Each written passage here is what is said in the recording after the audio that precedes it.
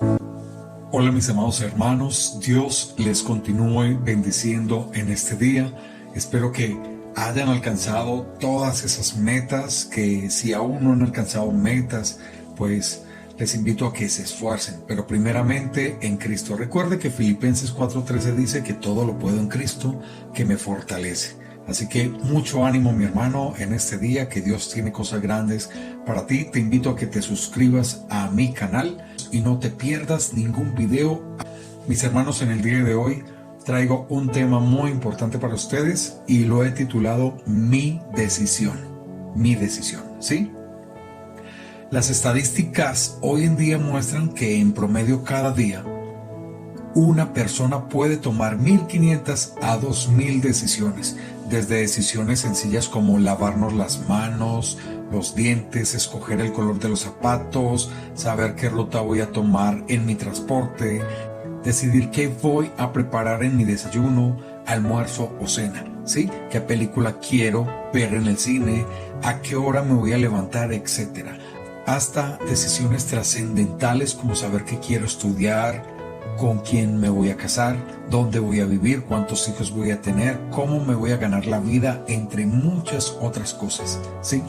Hoy en día la vida en el mundo es cada vez más complicada, cada vez hay que tomar más decisiones. Esto es debido a que aumentan opciones sin cesar debido al avance de la tecnología, la ciencia, las tendencias y descubrimientos. Nuestros abuelos tenían que elegir pocas cosas a lo largo de su vida. Ellos tenían una vida establecida casi desde que nacían.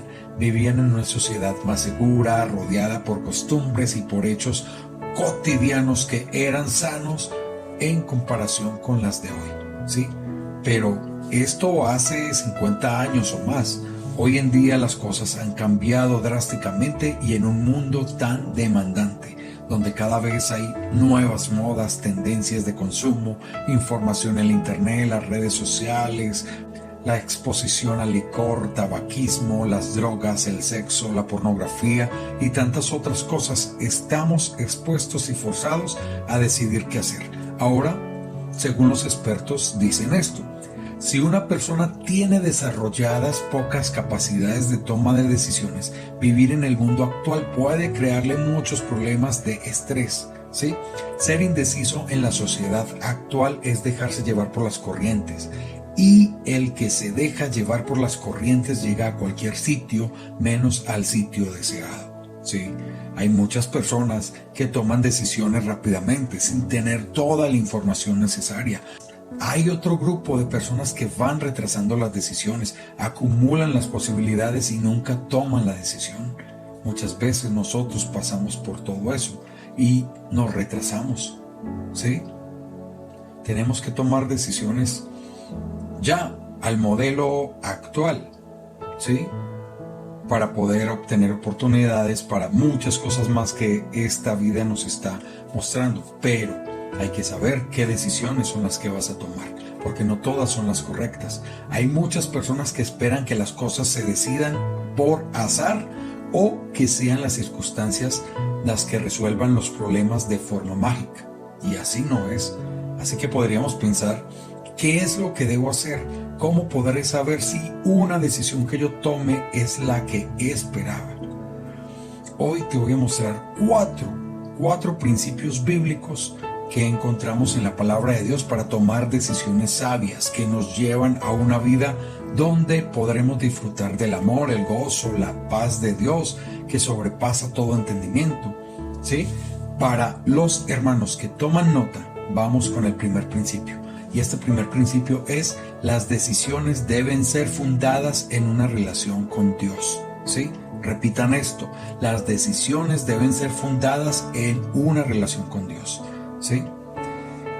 Vamos a abrir entonces en las Biblias o en su Biblia digital, si la tienes por ahí. El pasaje principal sería Proverbios 3, versículos del 5 al 6. Y el 5 dice: fíjate de Jehová de todo tu corazón y no te apoyes en tu propia prudencia. El 6 dice: reconócelo en todos tus caminos y Él enderezará tus veredas. Observemos que el escritor de Proverbios nos dice: fíjate de Jehová. ¿Qué quiere decir esto? que tengamos una fuerte dependencia de algo o alguien, y en este caso de Dios. Cuando éramos bebés y niños, ¿de quién dependíamos nosotros? De nuestros padres, ¿verdad? Ellos nos cuidaban, nos alimentaban, nos amaban, ¿verdad que sí? De la misma manera, el escritor de Proverbios quiere que nosotros tengamos una fuerte dependencia de Dios, que nos apresuremos a refugiarnos en Él, así como lo hace un bebé en su madre o padre. Y muy bueno, hermanos, decidir esto es fácil, pero en la práctica, ¿cómo lo podemos hacer? El mismo pasaje nos da la respuesta, ¿sí? Dice, de todo tu corazón. El corazón en la Biblia se refiere muchas veces a la fuente de vida del ser interior en varios aspectos, enfocado en la mente, el alma y el espíritu, donde encontramos los pensamientos, sentimientos y la voluntad del corazón. Provienen los motivos, las pasiones y los procesos mentales de la toma de decisiones. Entonces Dios quiere que nuestra fuerte dependencia en lo que pienso, siento y hago, ¿sí?, esté cimentada solo en Él, y que lo hagamos para la toma de decisiones diarias en nuestra vida, ¿sí? Y por ahí dice también, y no te apoyes en tu propia prudencia. Ahora en la segunda parte del versículo 5 nos dice, y no te apoyes ¿en qué? La palabra apoyarse significa sostenerse uno mismo.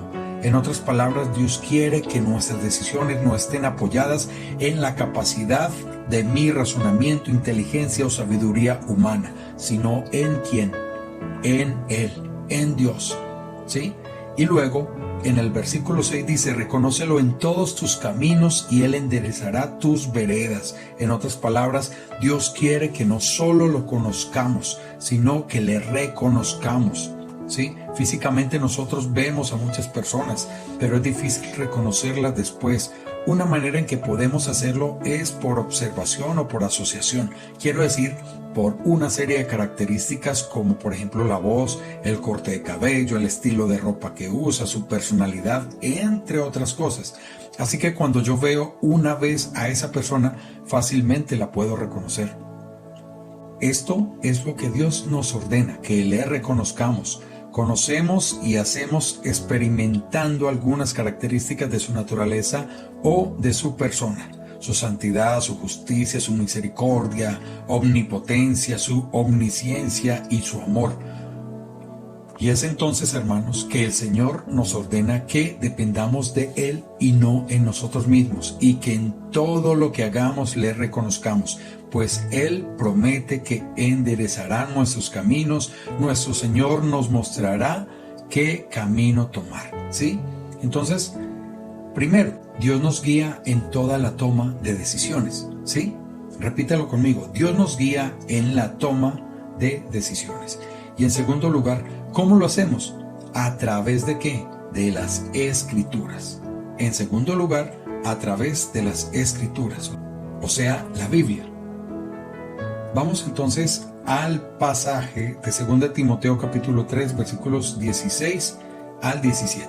Dice la palabra de Dios, el 16. Toda la Escritura es inspirada por Dios, útil para enseñar, para redarguir, para corregir, para instruir en justicia.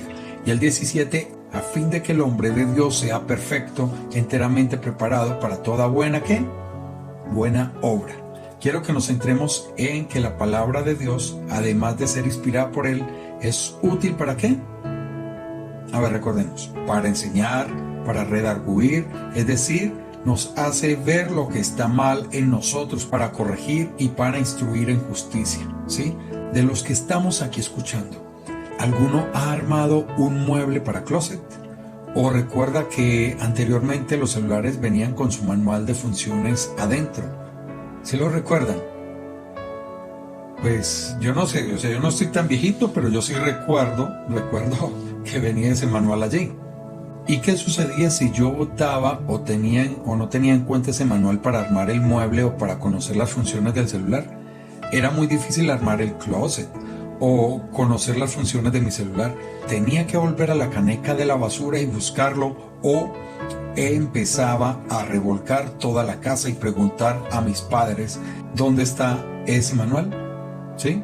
El manual definitivamente es importante porque nos enseña cómo funciona el celular, o cómo armar un mueble, o cómo armar X o Y cosa.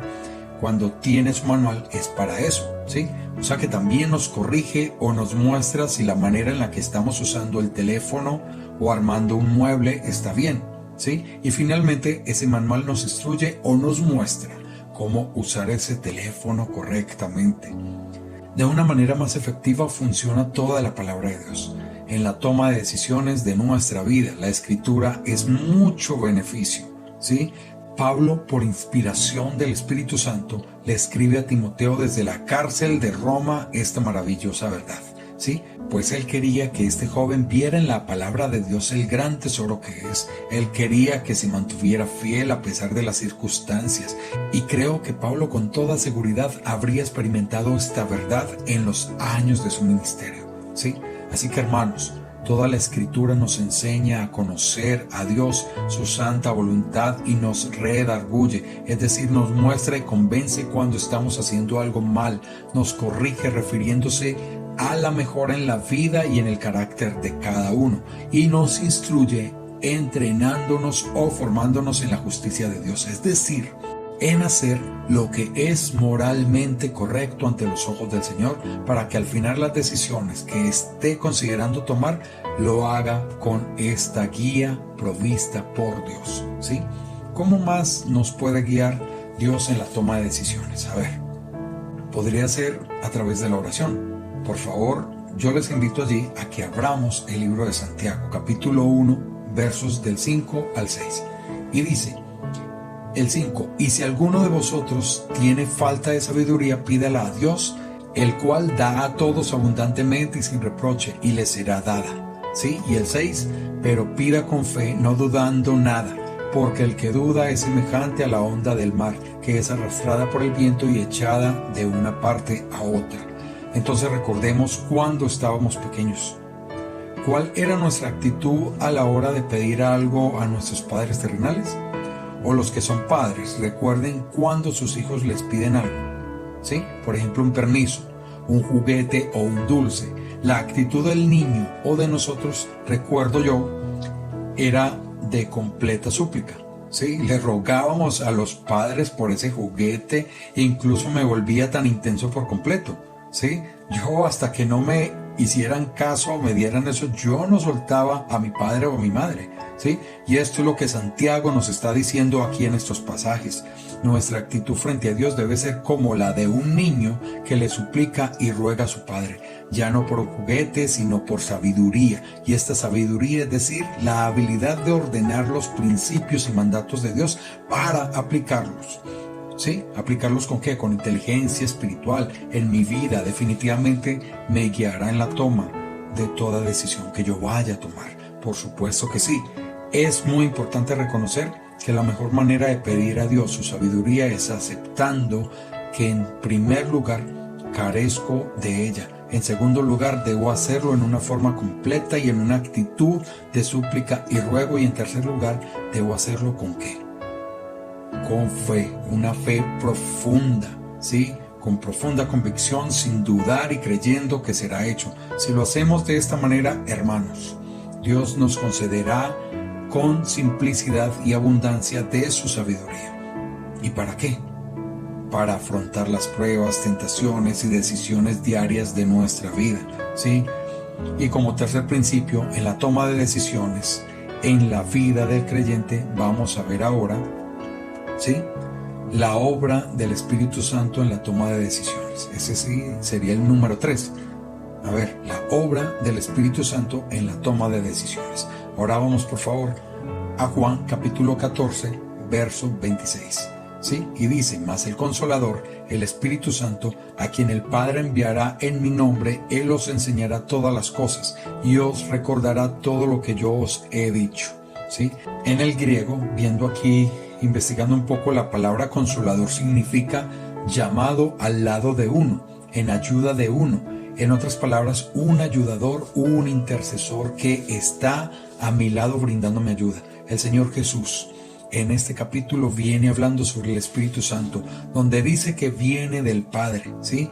Que es Dios mismo caracterizado por la verdad, el cual va a morar en y con nosotros.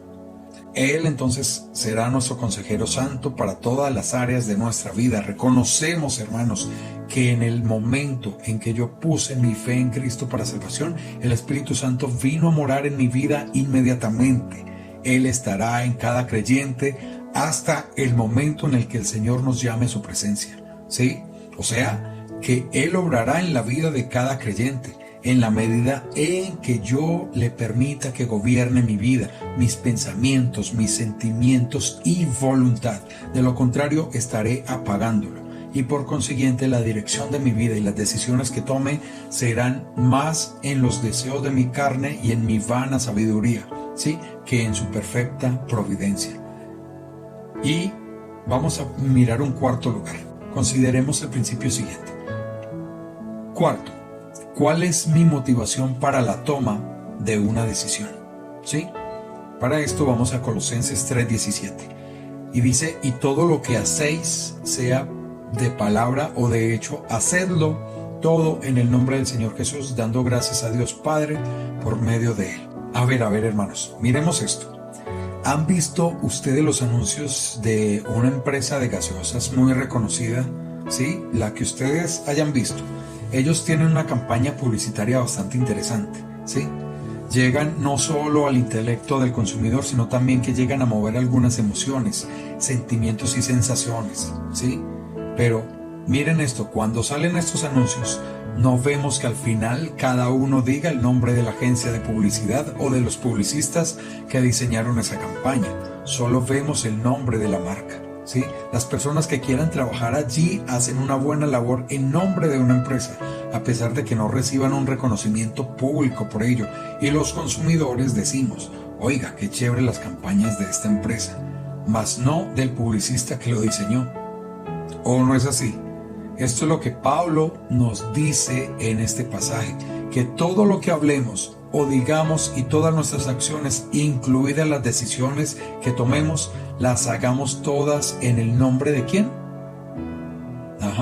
En el nombre de nuestro Señor Jesucristo, así en el nombre de quien representamos, aunque no recibamos un reconocimiento público como estos publicistas, aunque pasen desapercibidas para la sociedad nuestras palabras y acciones, por pequeñas que sean, tengamos muy presente que debemos en el nombre del Señor Jesús.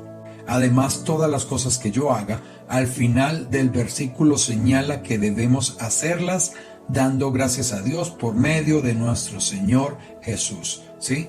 Sin embargo, mis hermanos, todo lo que yo podré entender y aplicar en mi vida, sí y solo si la palabra de Cristo mora en abundancia en cada uno de nosotros, como dice el versículo anterior, ¿sí? Entonces, ¿cómo podemos practicar esto? ¿Sí?